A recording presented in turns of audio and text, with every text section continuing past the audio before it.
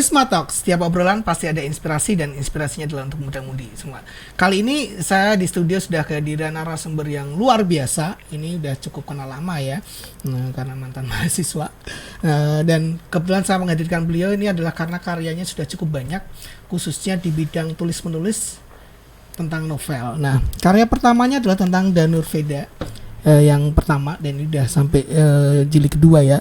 Dan yang terbaru adalah The Candidate of Mars. Nah, ini menarik sekali bagi muda-mudi yang mungkin punya hobi nulis tapi nggak tahu gimana sih bisa bikin kemudian karya itu bisa jadi buku yang kemudian bisa diperjualbelikan secara komersil.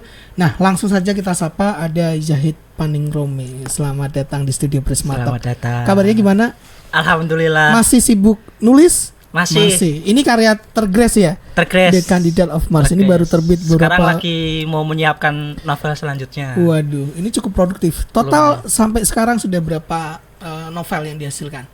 Yang sendiri 6. Yang sendiri 6. Kemudian kolaborasi atau ada antologi 1. ada 1, berarti sekitar 7. Dan ini mau lagi yang berikutnya. Nah, ini ya aku mau cerita, kita ngobrolin tentang proses kreatif bikin novel. Sebenarnya kalau seseorang muda-mudi yang di rumah pengen jadi novelis atau mungkin cerpenis atau apapun, itu yang dibutuhkan apa dulu? Apa memang harus jago nulis atau dia hobi ngayal dulu atau seperti apa ini?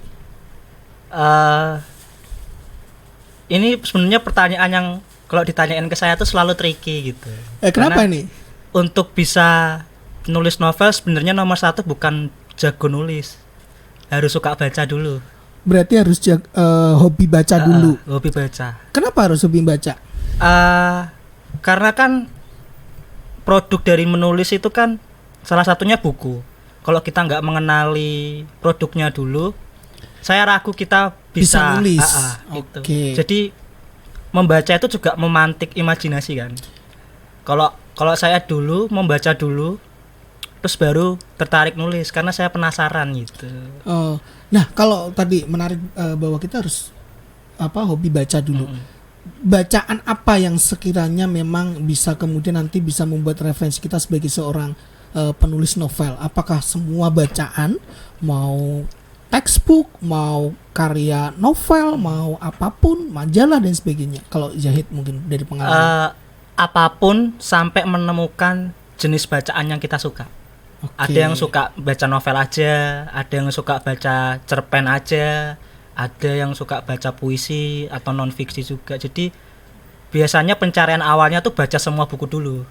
Sampai akhirnya aku lebih tertarik baca novel atau novel luar misalnya. Gitu. Oke. Nah, kalau sudah hobi baca, kemudian agar bisa masuk, saya kayaknya pengen bikin nih karya tulisan pertama, entah mungkin ini memang harus mulai dari, kalau novel itu kan ceritanya kalau dibikin buku bisa sampai halamannya ratusan ya.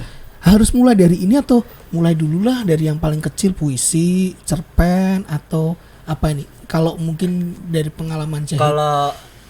Kalau saya sebenarnya pengalaman pribadi dulu yang ditulis. Ya kalau zaman dulu diary lah. Gitu. Tapi kalau saya nulisnya dalam bentuk fiksi. Gitu. Misalnya suka sama cewek, tapi ceweknya nggak suka balik, aku nulis dalam bentuk fiksi, tapi ceweknya suka balik sama aku, kayak gitu-gitu. Diimajinasiin aja. Jadi diimajinasiin aja. Berarti memang paling gampang adalah dari kisah keseharian kita, kemudian atau karena kalau dari kisah yang kita alami itu kan kita tahu betul ya ceritanya dari A sampai Z-nya, tinggal nanti dirubah ke fiksi, tinggal rubah ngotak-ngatik kayak puzzle. Oh, ini bagian ini aja. Tadi misalnya di dunia nyata dia nggak suka, tapi dibikin gimana suka sama kita. Mayoritas kebanyakan penulis di dunia awalnya pasti gitu. Awalnya pasti kisah patah hati. Kenapa? Atau cinta nggak kesampaian. Kenapa? Karena memang banyak pengalaman hidup orang memang suka mengalami masa patah hati. Jadi, atau memang orang tertarik cerita-cerita yang menyedihkan. Itu kalau itu kayaknya persoalan lain ya. Cuman ada satu penulis bilang kalau jangan nulis kalau lagi nggak patah hati, kalau lagi nggak sedih. Jadi kalau lagi bahagia itu jangan nulis. Kalau Zahid memang seperti itu, menghasilkan 7 karyanya ini memang pas dalam kondisi kehidupan yang sedang mungkin bisa katakan patah hati atau memang lagi down. Iya. Ada yang beberapa novel saya sengaja patah hati. Disengajain. Ini patah hati dalam arti memang kita harus punya pacar dulu kemudian diputuskan atau patah hati dalam hal yang general bahwa kondisi kita memang lagi down. Iya. Kondisi situasi yang lagi down tapi bukan kita lawan tapi dinikmatin aja kedownan itu. Patah hatinya itu dinikmatin. Nah, biasanya kemudian kalau misalnya dalam kondisi patah hati itu cerita yang dihasilkan Zahid itu apakah memang berangkat dari situ atau misalnya ya karena kita lagi nggak mood kemudian lagi suasana hati nggak enak kemudian daripada dilampiaskan ke hal-hal yang nggak oke, ya udah di depan laptop kemudian bikin cerita. Kalau pengalaman saya sih patah hati itu akan jadi inti dari cerita itu. Nah kan karena jangka waktu menulis novel itu lama, jadi kita bisa memikirkan outline yang lain nanti, bab 1 nanti, bab 2 nanti kayak gitu. Tapi kita udah tahu inti ceritanya tuh akan seperti apa. Nah ini kalau boleh di-spill nih dari 7 karya yang sudah dihasilkan, yang based on pengalaman pribadinya Zahid yang mana? Yang mungkin paling dominan mungkin 50% lebih bahwa sebenarnya semua novel itu pengalaman pribadi, cuman persenannya tuh ada yang 50% pengalaman. Yang paling banyak yang mana? Mungkin para penggemarnya Zahid ini. Yang paling banyak tuh Di Mana Badai Sembunyi sih. Oke. Ini saya pernah baca, memang bahasanya menarik ya. Ini Di Mana Badai Sembunyi. Badai Sembunyi. Ini yang paling banyak mengambil pengalaman sendiri. Iya. Tapi memang harus bahwa seorang penulis itu harus memang ngambil dari pengalaman sendiri atau memang step awalnya dari situ baru nanti setelah itu bisa ngasilin tulisan-tulisan yang memang itu nggak terjadi pada diri kita. Betul, karena sumber pertama, resource pertama kan pengalamannya itu paling mudah diambil gitu. Setelah itu kan kita harus berkembang dengan itu tadi, membaca buku, nonton film, ketemu orang, ngobrol sama orang-orang baru sehingga kita dapat insight pengalaman baru kayak gitu-gitu. Oke. Tadi yang belum dijawab adalah kalau kita mau mulai nulis memang harus nulis yang langsung sudah halamannya banyak. Atau kita nggak usah mikirin jumlah halaman, atau misalnya udah tentuin aja, udah kita mau bikin cerpen aja lah, atau mau bikin puisi aja dulu, atau mungkin bikin apa yang itu. Kalau Zahid baru awal nih pertama misalnya kita tulis yang emang lagi pengen ditulis aja. Kalau lagi pengen nulis puisi ya silahkan, cerpen ya silahkan. Selanjutnya adalah tulis terus aja sampai kalau tadi bacakan menemukan tipe bacaan yang disuka, sampai ini menemukan bentuk tulisan yang disuka sama genre yang disuka kayak gitu. Jadi ada proses terus menulis itu yang harus diasah. Yang penting mengasah menulis dulu ya. Betul. Kemudian ketika kita udah memilih, oh saya lebih suka genre romance nih. Berarti apakah memang seorang penulis harus punya spesialis seperti itu atau dia harus bisa nulis genre apapun? Horor oke, fantasi oke, romance oke. Kalau opiniku ya Mas, ada baiknya nyoba berbagai genre sampai nanti nemuin. Tapi pasti setiap penulis punya ciri khas. Pasti akan punya ciri khas. Pasti dia akan menemukan satu yang jadi ciri khas dia gitu. Dan ciri khas itu nggak selalu harus bawa ke genre ya. Bisa gaya tulisan dan sebagainya. Bisa gaya tulisan, bisa karakter, pengkarakteran, bisa alur. Kayak misalnya Dewi Lestari gitu. Distopian yang kayak gimana itu, Eka Kurniawan yang nyeleneh kayak gitu-gitu. Oke. Atau Mbak Lele Eskudori yang politik banget kayak gitu-gitu. Nemuin karakter tuh biasanya based on proses atau memang di awal ketika kita mau ngelahirin karya kita udah nentuin, aku pengen nih dikenal sebagai novelis yang seperti ini, atau karakter itu akan muncul dari sebutan si pembaca bahwa dari beberapa karyanya baru kelihatan, oh ternyata ya ini penulis novel yang seperti ini nih. Itu bisa, cuman yang saya yakini sih dari proses itu, proses ketertarikan kita terhadap sesuatu gitu. Kalau Yahid sudah sampai proses untuk kemudian bahwa menstabilkan dirinya bahwa inilah genre saya, ini karakter kalau saya. Kalau saya sekarang bisa ngambil garis merah genre ciri khas saya apa gitu. Yang mana adalah futurisme. Membicarakan masa depan. Gitu. Tapi apa yang disampaikan Zahid itu kemudian sama pembaca yang udah membaca karyanya Zahid itu sama nggak? Atau mungkin mereka punya persepsi sendiri lihat Zahid sebagai seorang penulis seperti apa? Kebanyakan yang baca bukuku kan cewek. Lebih sering mereka bilang kalau Zahid Paningram itu penulis yang nakal karena dia berhasil mengimajinasikan situasi yang seksual dan intim tapi nggak kelihatan mesum gitu, nggak kelihatan porno. Itu sih yang kalau sampai sekarang aku ambil ya dari pembaca ya. Itu. Dan itu udah sesuai dengan apa yang ingin memang Zahid? Enggak sebenarnya. Sebenarnya enggak. Saya kayaknya nulis aja sebenarnya. Cuman kalau pembaca nangkepnya beda kan malah sebenarnya bagus juga karena semakin multi tafsir semakin bagus gitu. Oh gitu ya. Jadi makin multi tafsir semakin bagus. Karena kan orang pembacanya jadi beda-beda gitu. Jadi punya beda-beda. Nah, ini balik lagi. Bagi kalau orang yang muda-mudi di rumah nih baru asa pengen nerbitin novel. Step tadi asumsi bahwa dia memang udah jago nulis ya. Yang harus dilakukan apa? Bikin penokohan dulu. Punya ide cerita secara komprehensif bahwa nanti akan jadi berapa bab nih. Bab 1 ngomongin apa, bab 2 apa, bab 3 apa, atau ya udah tulis aja dulu sampai selesai baru itu. Kalau saya karena nerbitin sendiri, jadi kerjasama gitu, saya bisa mengeksplor banyak gaya. Kayak di novel terbaru saya nggak nulis berurutan. Jadi saya nulis bab ganjil dulu. Kenapa? Karena kalau Mas Edi pernah nonton filmnya Christopher Nolan yang dia punya timeline sendiri, nah The Candidate Mas tuh punya timeline sendiri. Jadi setiap karakter punya timelinenya sendiri. Nah diatur dalam babnya itu. Tapi kan dalam sebuah novel itu kan kita harus punya outline ya. Secara keseluruhan bahwa ceritanya ini diawali dari mana, kemudian endingnya seperti apa. Nah kalau Zahid ini akan membreakdown dulu bahwa ceritanya dari ini nih. Bab 1 akan ngomongin ini, bab 2 bisa jadi berapa chapter gitu. Baru nanti proses saya ngerjain chapter ke ganjil dulu. Atau seperti apa? Ada yang saya breakdown dulu, kayak novel terakhir itu saya breakdown dulu di papan tulis besar gitu, bab-bab ganjil, bab-bab genap. Ada yang saya langsung nulis aja. Bahkan saya nggak tahu ini bab berapa. Jadi saya nulis gelondongan dulu.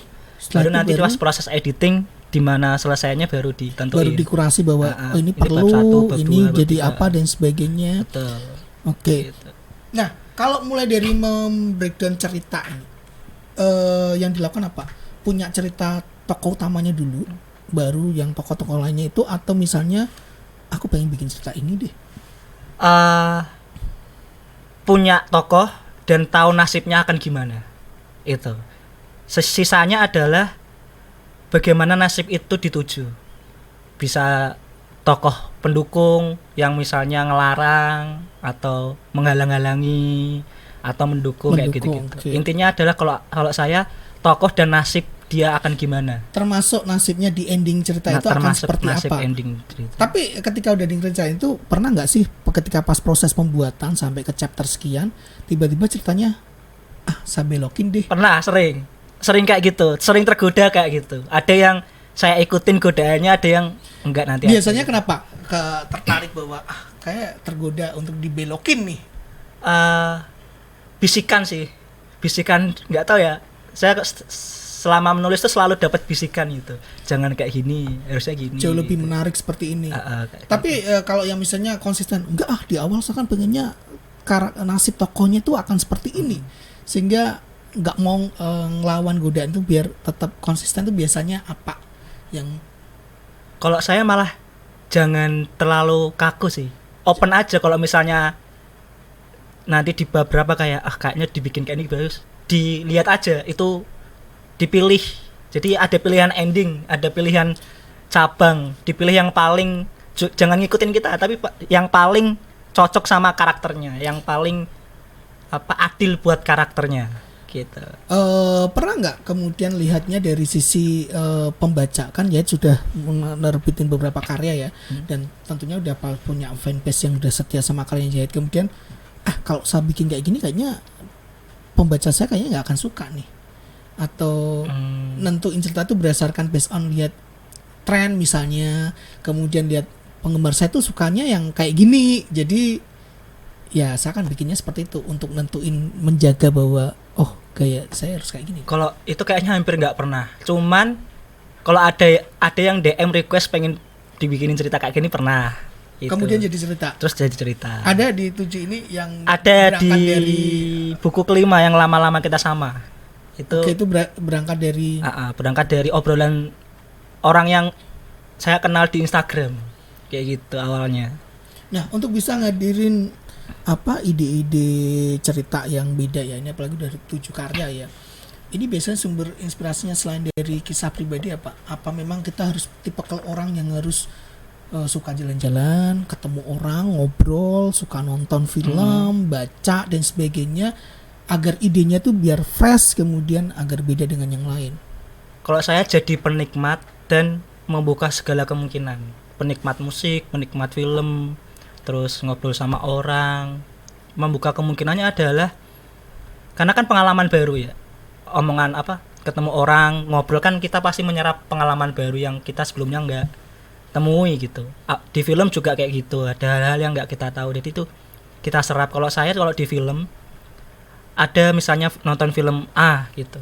Saya nggak suka sama nasib karakter A. Saya benci banget kenapa nasibnya kayak gini. Jadi biasanya saya tulis ulang kayak gitu.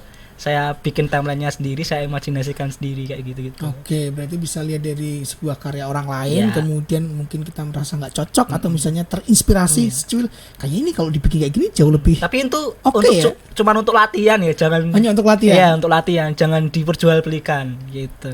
Nah, kalau yang untuk diperjualbelikan benar-benar fresh, the open bahwa itu ide dari saya percaya kalau sekarang tuh kita udah nggak bisa lagi menghasilkan sesuatu yang fresh ya, sesuatu yang baru karena segala hal yang baru tuh udah diciptakan generasi sebelum kita gitu.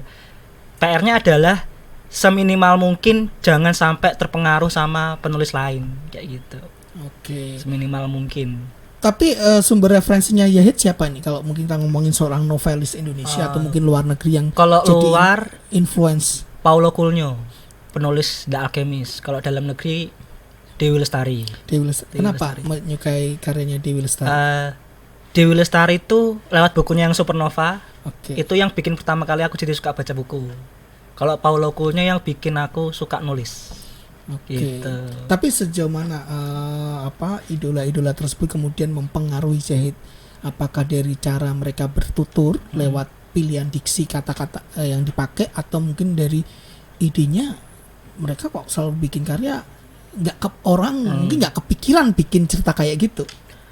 Saya kalau mandek writer's block itu saya buka bukunya mereka kayak ngasih inspirasi aja sih, gaya bahasanya ngasih inspirasi, nasib tokohnya ngasih inspirasi, terus gimana cara dia nulis juga ngasih inspirasi gitu. Jadi biar lancar lah nanti nulisnya. Dan nulis itu bisa dipelajari nggak sih kalau mungkin orang nih yang semula memang, kalau saya yakin semua orang pasti bisa nulis ya, cuma untuk bisa bikin cerita itu kan yang persoalan lain. Nah, ini bisa dipelajarin atau memang gift dari kalau Tuhan bahwa ya udahlah saya ditakdirkan memang jago nulis, bisa bercerita, ya udah.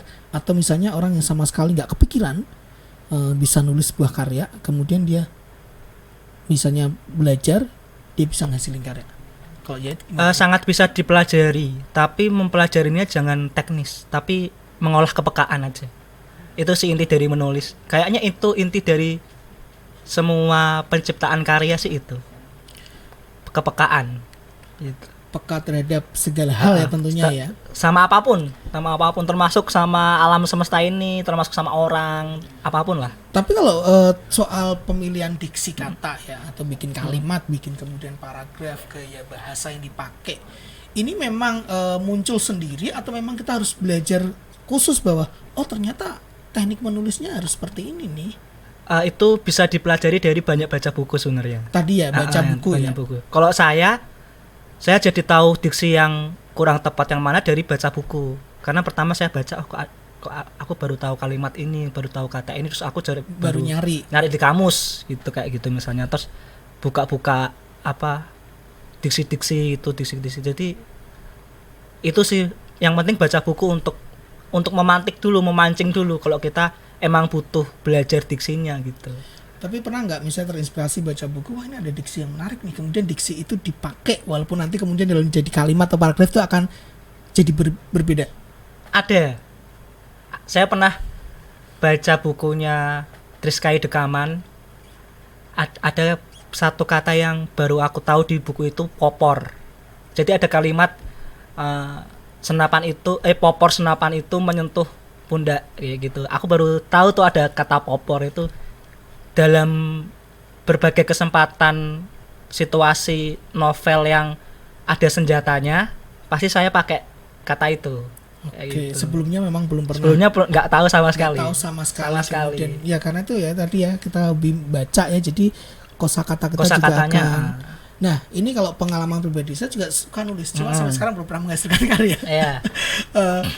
Terkadang yang paling susah adalah mengilustrasikan detail karakter ada di suatu tempat apa, peristiwa apa. Ini kalau Yahid ini tipikal orang yang memang bikin cerita bahwa tokohnya harus tinggal di kota yang benar-benar real Yahid pernah kunjungin, atau menciptakan imajinasi bahwa saya menciptakan kota yang benar-benar ini nggak ada di dunia nyata, atau misalnya ada di dunia nyata, misalnya di Semarang, tapi dideskripsikan sendiri, dimodifikasi. Paling mudah dimodifikasi, kayak misalnya karakternya di Jakarta, tapi di kotanya dibikin gersang, dibikin apa. Jadi dimodifikasi supaya imajinasi pembacanya nggak familiar gitu. Jadi lebih menarik nantinya. Kayak gitu. Cuman saya tuh nggak pernah sejak awal nulis yang saya pikirin itu cuma nama karakter sama nasib dia nanti. Saya nggak mikirin di orang tuanya siapa, pekerjaannya apa. Nah itu sejalan nanti. Sambil jalan. Perjalanan waktu nulisnya nanti itu sebenarnya. Oke. Butuh waktu berapa lama sih? Ini kalau misalnya mau bikin sebuah novel, misalnya nih kita breakdown yang terakhir ini, The Candidate of Mars. Ini prosesnya berapa lama? Total ya? Dari nyari ide, kemudian mulai nulis pertama sampai benar-benar jadi seperti ini. Ini draftnya jadi November 2021. Berarti 2021. Draftnya saya tinggalin 1 tahun gitu, karena saya setiap kali mau baca ulang, ngedit, itu saya harus menempatkan diri sebagai pembaca. Jadi saya harus melupakan apa yang saya tulis gitu. Berarti memang begitu udah jadi ditinggalin dulu, setelah itu baru dibaca lagi dalam niat untuk mengedit gitu, dalam sudut pandang pembaca. Tapi artinya berarti satu karya ini bisa berapa tahun total? Setahun lebih. Ini 2 tahun. 2 tahun. Ini yang paling lama tuh. Paling lama. Yang paling apa? Sebentar. Lama-lama kita sama. Ini setengah tahun. Wow. Setengah tahun. Bikin gini setengah tahun. Ini dari ide sampai kemudian dari riset sampai terbit. Setengah tahun. Soalnya ini waktu ini lagi patah hati waktu itu. Karena tadi ya kuncinya ya. Kalau patah hati cepet ya. Kalau nggak patah hati lama. Ini biasa yang bikin cepet atau lama itu apa sih? Apakah memang nulis itu nggak bisa diatur? Artinya nggak bisa kayak jam office ya. Bahwa kamu jam 7 sampai jam ini harus ngasilin ini. Atau memang karena moodnya bahwa nulis itu nggak bisa dipaksa nih. Kalau moodnya oke lagi nulis ya bisa itu. Atau memang punya target bahwa kan ada beberapa penulis yang harus mentarget saya harus bisa jadi 2 halaman atau misalnya berapa karakter. Motivasinya sih yang paling penting. Kalau yang ini motivasinya saya pengen orang itu baca gitu. Jadi jadinya cepet gitu. Dan orangnya udah baca? Orangnya baca. Setelah baca terharu. Katanya terharu. Saya nggak tahu dia beneran terharu apa enggak. Gitu. Oke, jadi memang prosesnya macam-macam ya untuk bisa bikin nih. Tapi kalau menurut Yahid paling susah dalam proses selama 7 karyanya ini dilakukan dalam membuat sebuah novel, yang paling susah itu apa? Apakah memang menimbulkan tadi motivasinya, atau memang pemilihan diksinya, atau dalam hal apa? Yang paling susah pertama risetnya.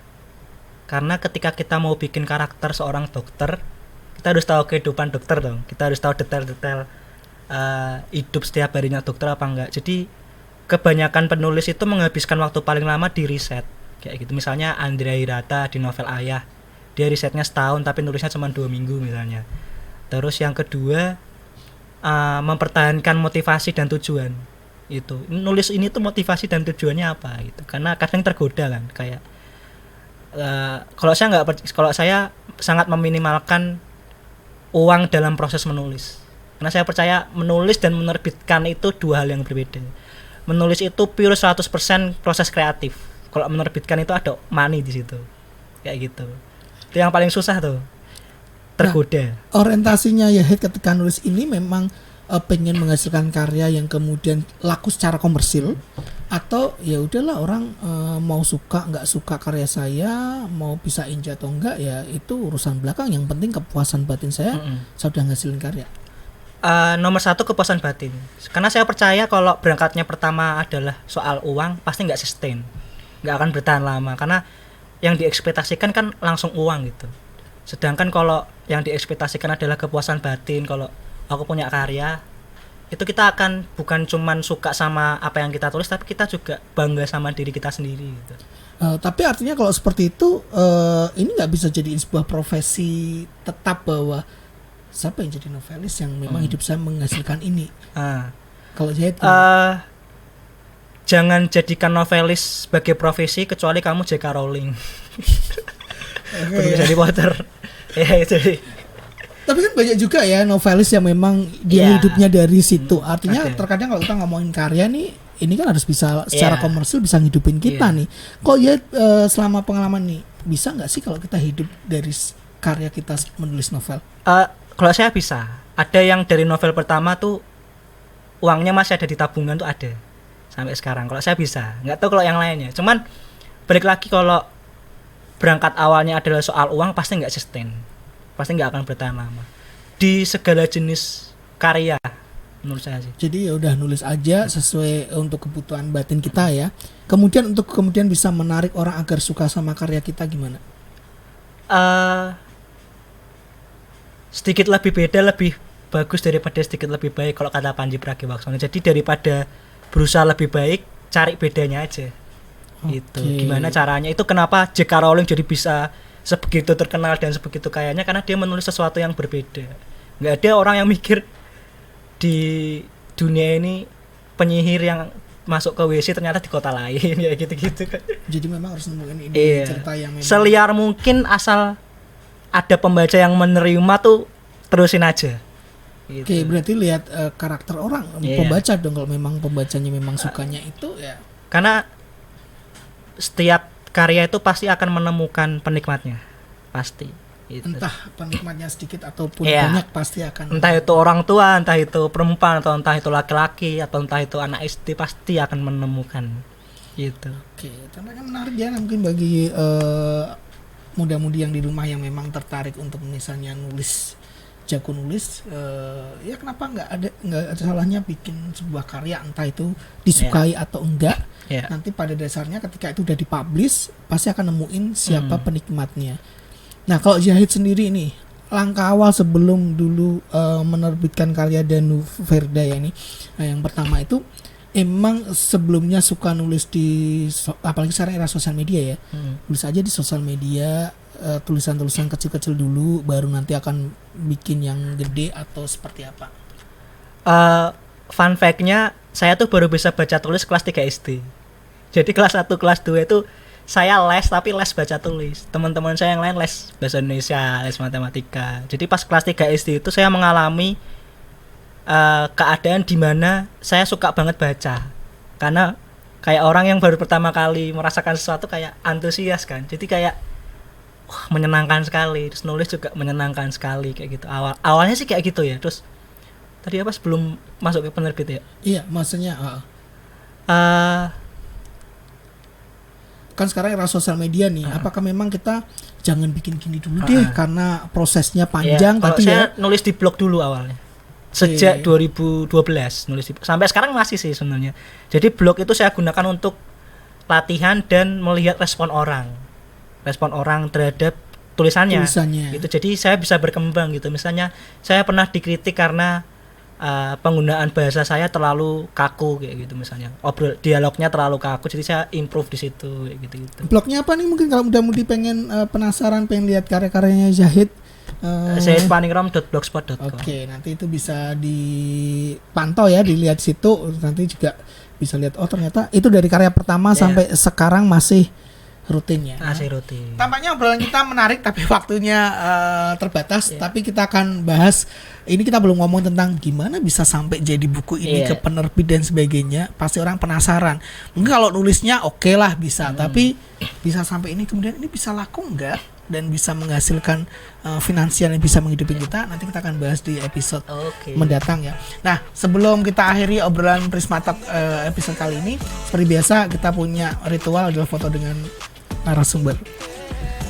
Boleh difoto bareng Yahid. Oh, pakai Instax ya?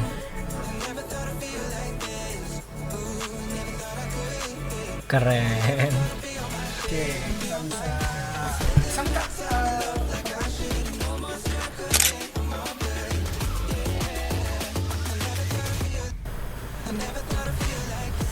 Nah, dengan sudah diambilnya foto ini, berarti episode ini kita harus akhiri. Dan kita ketemu lagi di episode mendatang dengan obrolan-obrolan dan narasumber yang tentunya menarik. Tetap di Prisma Talk. Prisma Talk. I never thought I'd feel like